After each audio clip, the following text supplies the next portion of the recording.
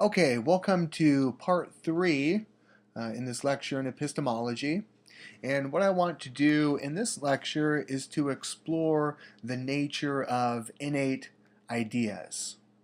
Okay, and in particular, I'm drawing off of Descartes' analysis of innate ideas in his book, The Meditations. Okay, the book that you will be reading in your textbook. Okay, so let's start with a basic definition. Innate ideas, we can say, are a priori ideas that naturally exist in the mind and are not derived from sensation or imagination. Okay, so notice I've italicized the word a priori, and simply that means prior to experience. If you can think of the word, well, actually, the word prior is in priori. So if you can think of that as meaning what comes before, these ideas then, we're saying, come before experience. So the innate ideas of the intellect then are ideas that come before experience, right? In other words, they're not derived from experience. So what would be some examples of these innate ideas? Well, for Descartes, the proposition that I exist is an innate idea. In other words, what he's saying here is that we have an awareness, we have knowledge that we exist prior to any type of experience. Right? And this goes back to Descartes' most famous formulation, the cogito ergo sum, I think, therefore I am. So if you recall, Descartes in Meditation 1 gives an argument to prove that he exists. Actually, I take that back. It's Meditation 2 where he comes to the conclusion that he exists. So this is something that Descartes was able to arrive at without relying upon sense experience, or without relying upon the imagination, or without relying upon external authority of some sort. For Descartes, the proposition that God exists is also an innate idea. And Descartes in Meditation 3 gives an argument to prove that God exists. Okay, so I'm not going to go into that argument here. For now, just take note that for Descartes, this existence of a universal supreme being who we would call God is something that cannot be derived from our experience of the world, but is simply an idea that's been implanted by God in the mind. In fact, this is often called Descartes' craftsman argument because he speaks of God as if God is this divine craftsman who has stamped this idea on our minds at birth, so that if we reflect in the right way, we will all naturally conclude that God has to exist. So it's the same way that an artist will often sign a picture or sign a painting. That way everyone knows it's their work. Well, Descartes uses the same argument to describe God's act of creating us with an idea of him in our mind, and that's God's way of stamping his signature upon his creation. Another innate idea Descartes cites is the causal principle, or the principle of causality. The idea that there must be at least as much reality in the cause as in the effect, or that every event has a cause, or something cannot come from nothing. All of these various formulations boil down to what's known in philosophy as the principle of causality, or simply the causal principle. For Descartes, this principle is so powerful and it's so universal and necessary that it's impossible for it to have been derived from anything other than the mind itself.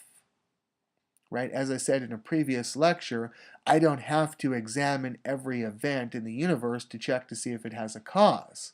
I simply know by the nature of the event itself that it had to have a cause. Well, the question becomes, how do I know this, right? We're dealing with epistemology. Epistemology studies the nature of human knowledge. Well, how do I really know that every event has a cause if I've never experienced or witnessed or saw it with my or seen it with my own eyes? Well, Descartes would say simply, it has to be true, right? This is an a priori truth that is in the mind.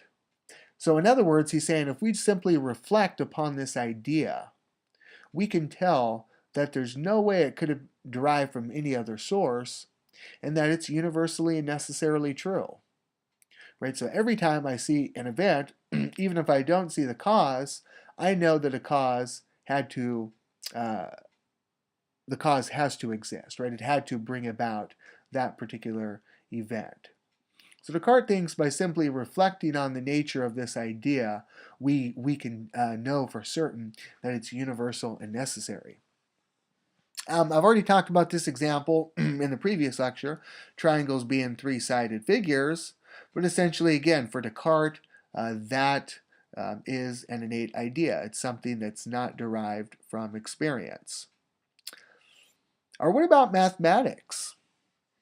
Right, the 2 plus 2 equaling 4.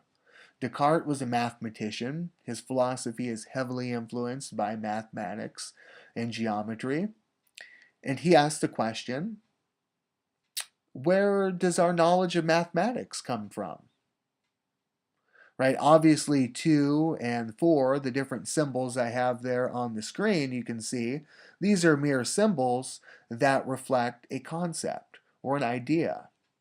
Well, Descartes would ask the question, where does the concept of 2 come from? Or where does the concept of 4 come from?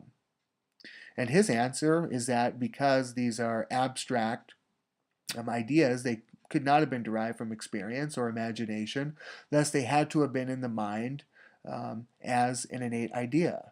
So all forms of mathematics, all forms of logic for Descartes are innate ideas, right? Or a priori truths that are simply just embedded in the mind. Okay, so I have for you on the screen modus ponens, if P then Q, P therefore Q. It's a valid deductive argument. It's always valid no matter what we substitute in place of P and Q. Doesn't tell us a whole lot about the world, but it does reveal some, at least one formal truth. So for Descartes, something like this, again, it could not have come from experience, thus the idea has to have been part of the mind at birth. And simply any analytic proposition for Descartes will be, jump to slide here. Simply any analytic proposition for Descartes will be an innate idea.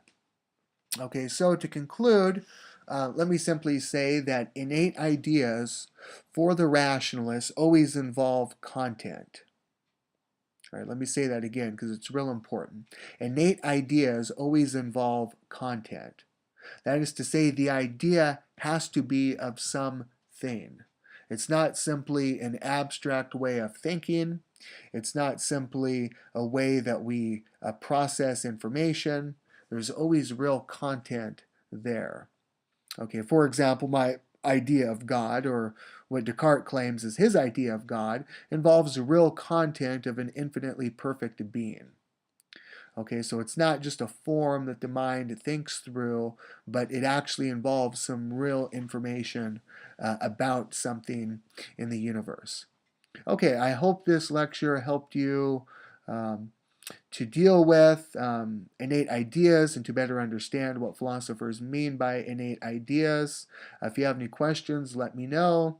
If not, I will see you next time. Thank you.